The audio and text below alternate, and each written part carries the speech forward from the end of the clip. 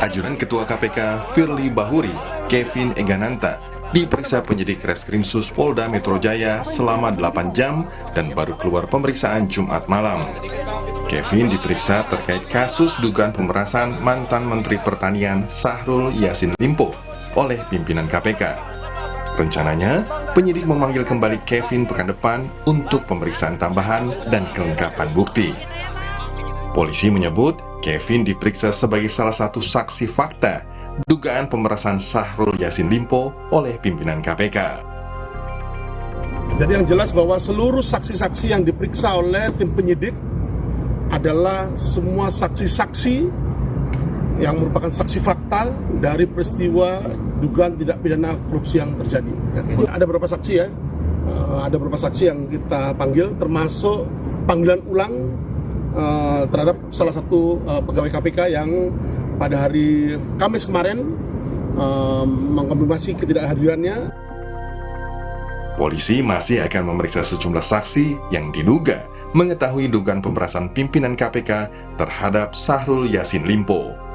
Polda Metro Jaya juga mengisyaratkan akan memeriksa Ketua KPK Firly Bahuri.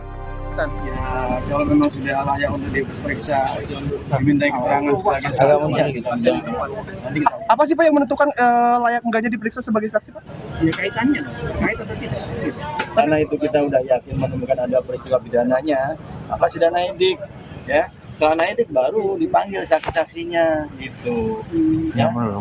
Karena ini nggak mungkin lah misalnya tiba-tiba kita hentikan tanpa ada dasar. Semua akan lakukan pemeriksaan semua saksi yang ada dalam peristiwa dugaan tindak pidana terjadi. Hari ini Pak. KPK-nya nggak ya Pak? Kapan Pak?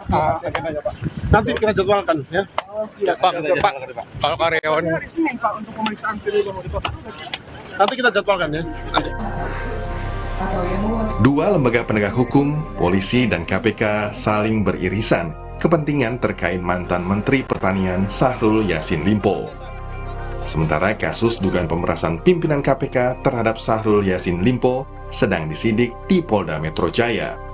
KPK telah menahan Syahrul sebagai tersangka pemerasan dalam jabatan, gratifikasi, dan TPPU.